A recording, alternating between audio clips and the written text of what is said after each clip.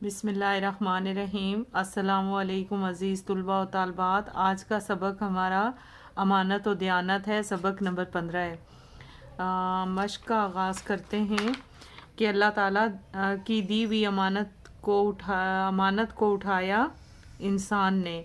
حدیث کے مطابق وہ ہم میں سے نہیں جو ملاوٹ کرتا ہے۔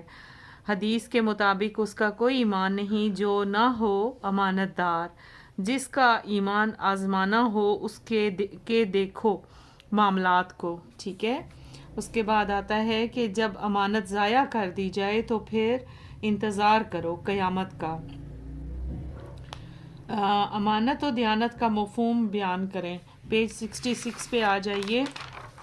آپ سٹارٹ سے لکھیں گے کہ امانت امن سے ہے، جس کے معنی اپنے اندر اطمینان پیدا کرنے، خوف نہ کرنے اور کسی چیز کو حفاظت سے رکھنے کے ہیں۔ یہاں سے لے کر آپ بیٹا جی یہاں تک ایڈ کر لیں، ٹھیک ہے۔ خائن کہتے ہیں، یعنی اس میں امانت کا بھی آ جائے گا اور خیانت کی بھی ایکسپلینیشن، اور یہ کیونکہ خیانت کے بارے میں بھی پوچھا گیا ہے نا، تو یہ دونوں یہاں پہ آ گیا ہے اس کا آنسر جو میں نے آپ کو بتایا ہے۔ نمبر 2 ہے امانت و دیانت کے بارے میں ایک ترجمہ لکھیں۔ پیج 66 پہ آئیے، یہاں سے ہے بیٹا اس کا آنسر کہ اب آپ کو اس کے حدیث امانت و دیانت کی حدیث بتانی ہے تو تب بھی، اور اگر آیت بتانی ہے تب بھی موجود ہے۔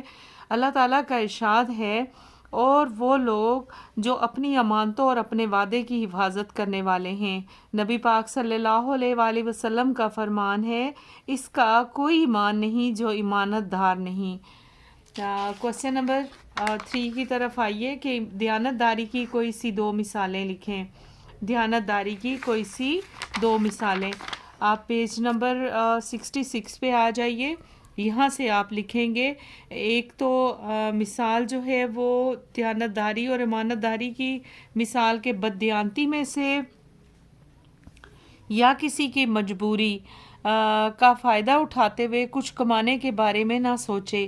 کسی کے ایمان کا حقیقی امتحان ان کے معاملات میں ہوتا ہے، اور کسی مومن کو اس کے ایمان کے مطابق اگر آزمانا ہو تو انسان کے اس معاملات میں دیکھا جائے۔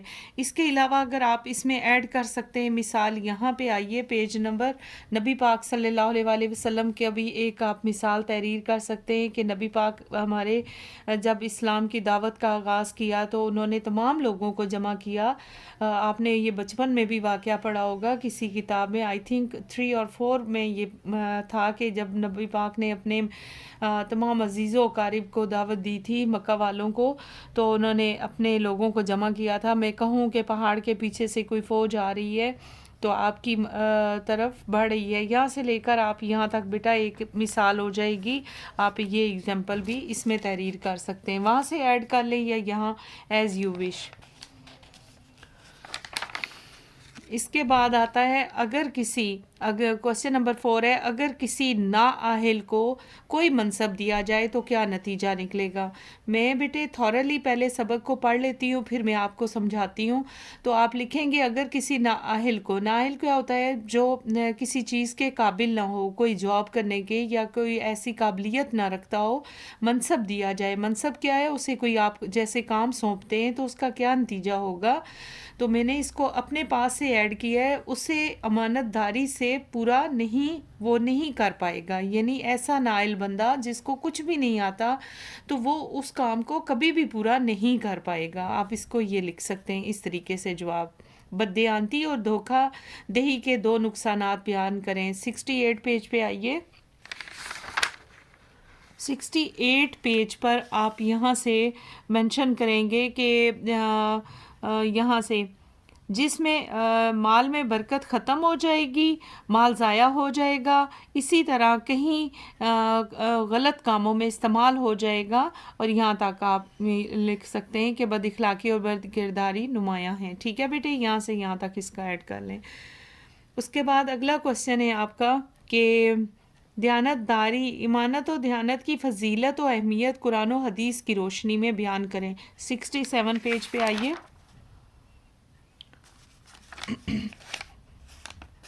پہلا کوشچن یہاں سے لے کر آپ یہاں تک اس کا ایڈ کر لیں، ٹھیک ہے بیٹے، یعنی کہ آپ امانت و دیانتداری کی اہمیت و فضیلت یہاں سے ہیڈنگ دیں گے آپ یہاں تک۔ کوشچن نمبر 2 ہے اگلا، نبی پاک صلی اللہ علیہ وآلہ وسلم کی حیات طیبہ سے امانت و دیانت کی مثالیں بیان کریں، تو 67 پیج پہ دوبارہ سے آ جائیے۔